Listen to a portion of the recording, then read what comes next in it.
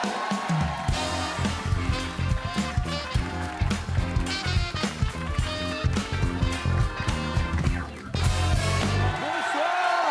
Thierry, bonsoir à tous.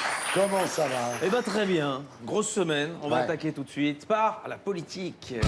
L'événement de la semaine, eh bien c'est la visite d'Emmanuel Macron à Donald Trump. Alors on le voit, hein, c'était Brokeback Mountain à la Maison Blanche. Et une des photos qui a fait le tour du monde, c'est celle-là, Trump et Macron, comme ça, enterrant sous un arbre le socialisme. Et non, mais les mecs sont censés négocier un accord sur le nucléaire iranien et tu les retrouves en train de tourner un épisode inédit de Silence ça pousse. Et l'autre image qui a amusé tout le monde, eh bien, c'est celle-ci. On voit Trump balayer les pellicules sur le costume de Manu. Ce qui nous rappelle que si c'était Alain Juppé, le président de la République, ça ne serait jamais arrivé. Emmanuel Macron qui avait choisi Fox News pour faire son interview, il a déclaré « I'll make France great again ». Alors surtout pour l'instant, il a réussi à « make France grève again », mais... Alors cette phrase, évidemment, il l'a repris à Trump, qui avait dit « I will make America great again ». Alors on espère que Donald Trump va lui rendre l'appareil lors de sa prochaine interview sur BFM TV en disant « Kim Jong-un is so croquignolesque ». Vladimir Poutine is giving some poudre de perlimpinpin and Bachar el-Assad says a lot of carabistouille.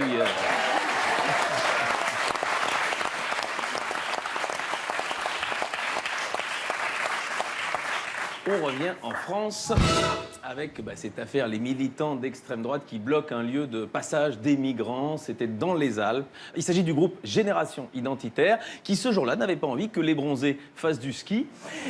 Et je vais vous dire, apparemment, ils ont même bloqué une piste sous prétexte qu'elle était noire.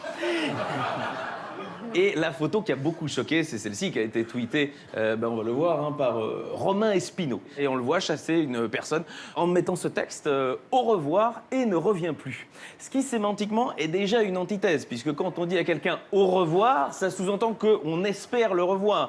Et c'est probablement pas l'intention du garçon en doudoune bleue, comme le laisse sous-entendre la locution ne revient plus. Mais c'est peut-être pas un hasard, du coup, s'il maîtrise pas notre langue, puisqu'il s'appelle Espino, ce garçon. Et c'est donc la question qu'on a le droit de se poser. Est-ce que tu peux vraiment lutter contre l'immigration quand tu as un nom de famille espagnol ou italien? Ce à quoi Éric Ciotti répond oui, mais... J'ajouterais que si vraiment tu veux être cohérent, mon Romain, maintenant, tu vas devoir accompagner ton grand-père à la frontière. Et en réponse à cette action, Gérard Collomb n'a pas hésité à prendre ses responsabilités. Il a annoncé l'envoi de renforts importants dans les Alpes. Gérard Collomb, qui nous prouve qu'il n'a pas usurpé son nom de famille, puisque comme l'organe, il est tout ridé et il expulse un maximum. Toi, t'as eu l'image. Tu t'es fait l'image. Oui, il fallait pas. Politique française toujours. C'est plus drôle cette fois-ci. Bruno Le Maire qui a fait cette photo et qui nous a tweeté avec Robert De Niro. Ils sont mignons tous les deux. D'un côté l'incorruptible et de l'autre côté le plus facilement corruptible. Bruno Le Maire qui sur son tweet s'est fendu d'une célèbre réplique de Robert De Niro en écrivant « You're talking to me ». Et on peut imaginer que si c'était Gérald Darmanin qui avait été sur la photo, il aurait tweeté « You fuck my wife ». Et gouvernement, oui, le temps que ça vienne. Hein. Oui, tu traduis dans ta tête, oui. Je l'ai, je sais. Gouvernement toujours. Muriel Pénicaud, elle l'a affirmé, elle a dit « On a besoin des syndicats ». Alors, on va pas se mentir, quand on voit notre ministre du Travail, on se dit plutôt qu'on a besoin des coiffeurs. Non, mais c'est pas bien. C'est facile, c'est pas bien de se moquer, mais c'est elle qui a commencé en se moquant des syndicats.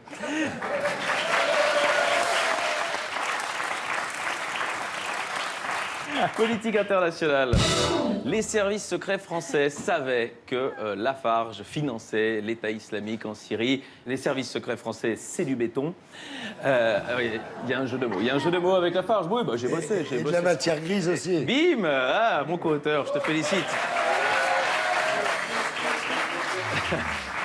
En tout cas, ça fait plaisir de se dire que quand on se prend une balle pendant un attentat, c'est peut-être du Made in France. Respect. Judiciaire, on est mal Thierry, je suis désolé, on est mal parce que je peux pas ne pas en parler. Mais Vincent Bolloré, oh merde, oui, ça devait tomber une fois dans l'année. C'est l'actu. Alors bon, je tiens à préciser que toute la partie que je vais dire maintenant a été écrite par Stéphane Guillon.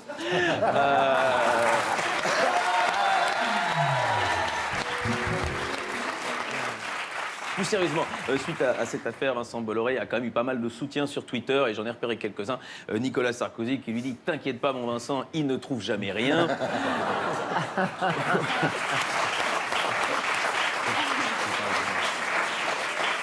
On a Jawad aussi, sympathiquement, qui lui dit « Salut Vince, je suis dans le bureau d'à côté, viens me dire bonjour.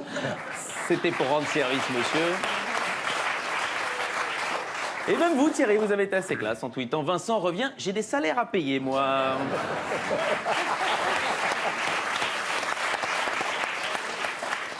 Judiciaire toujours Nordal-Lelandais, impliqué dans la disparition de Lucie Roux, point d'interrogation, ouvrez les guillemets, ils étaient peut-être amis. Heureusement, parce que qu'est-ce qu'ils lui auraient fait s'ils avaient été ennemis, quand même? Et société... 300 personnalités signent un manifeste contre le nouvel antisémitisme en France. Vous en avez parlé. Alors moi, je ne veux pas faire de l'humour avec ça. Je dirais juste que quand on voit à quel point l'antisémitisme est encore présent en France, ça prouve au moins une chose. Si le lobby juif existe vraiment, alors c'est que ses membres sont plutôt incompétents. Ouais. Et quand je dis je ne ferai pas d'humour avec ça, c'est que voilà, moi je suis goy pratiquant, enfin goy quand même, quoi, par défaut. Quand je fais une blague sur les juifs, alors c'est pas tant la réaction des juifs qui me fait peur, c'est celle de leur mère. Thierry, moi qui m'envoie. Je me regarde quand même. Et suite à cette tribune, il y a eu un autre article, celui-là, les musulmans seraient divisés sur ce nouvel antisémitisme. Donc apparemment, certains préféraient plutôt l'ancien antisémitisme. C'est important de le savoir. Celle-là, elle est bonne, celle-là, elle est bonne. Ah oui, non, ouais, mais non, et ça fait plaisir. Ouais, c'est touchy. Non, mais là, c'est presque de l'humour juif. Non, parce que j'admets très volontiers que les meilleures vannes sur les juifs, c'est toujours eux qui les font. Et d'ailleurs, par exemple, cet article, cette semaine, on apprend voilà, qu'une lettre antisémite de Richard Wagner sera vendue aux enchères à Jérusalem. Donc je résume. En Israël, on va demander à des juifs de faire des enchères pour une lettre dans laquelle on dit certainement qu'ils sont radins. Donc voilà, j'adore l'humour juif, rien que pour ça. Allez, les brèves. À Antibes, ivre, il vole un ordinateur, une tablette et des billets de 100 € sur un bateau avant de s'endormir dessus. Là, je crois, Thierry, qu'on tient le François Hollande du crime. Finistère, contrôlé à 161 km/h au lieu de 70, il déclare « J'avais peur de Calais ».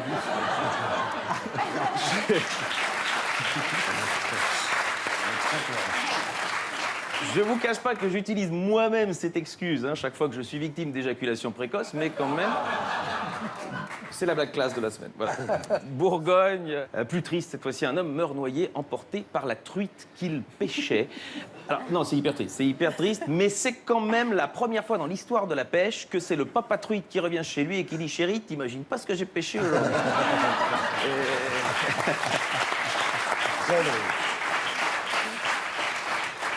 Une brève technologique qui a retenu mon attention. Des robots assemblent des meubles Ikea en moins de 9 minutes. Bientôt, ce sera possible.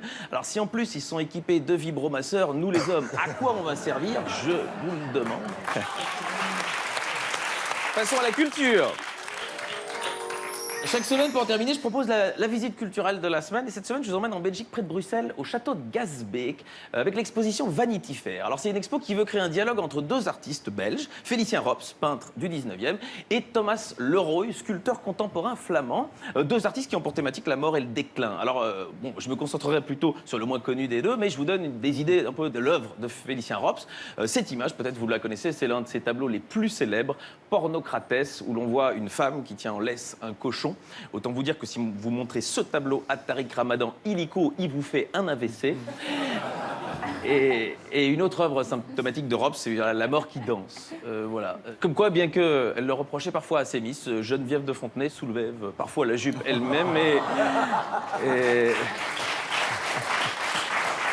Passons à son héritier, Thomas Leroy. Alors c'est lui, à ses pieds, une de ses œuvres, on va la voir un petit peu mieux, voilà, qui ressemble un peu à une fouille de la terrasse de Xavier Dupont de Ligonnès.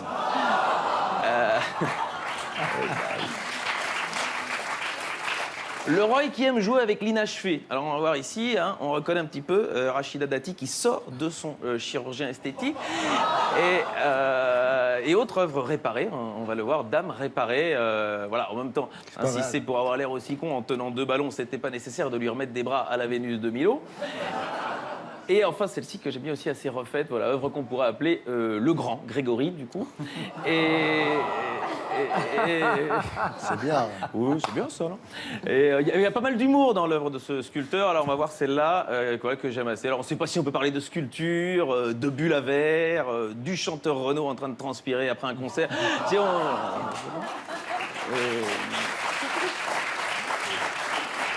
Et j'aime bien l'humour chez cet artiste. Regardez le suivant, c'est peut-être une de mes préférées.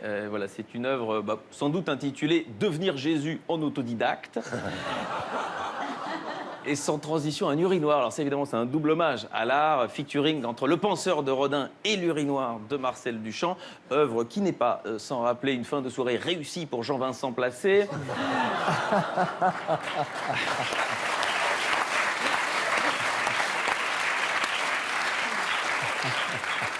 Et puis les dernières que j'aime beaucoup, c'est une série de visages barbus comme ça, que leur corps n'arrive pas à soulever, sorte de philosophes dont la tête l'empêche d'avancer. Mais bien sûr, ça reste de l'art. Hein, dans la vie, on sait qu'il n'y a pas de philosophes qui ont la grosse tête, ça n'existe pas. Allez-y au château de Gasbec jusqu'au 10 juin, parce que l'art, c'est comme la politique, c'est pas parce qu'on y comprend rien qu'on peut pas en parler. Bravo. C'était Alex Vizorek, on vous ici la semaine prochaine et en tournée dans toute la France.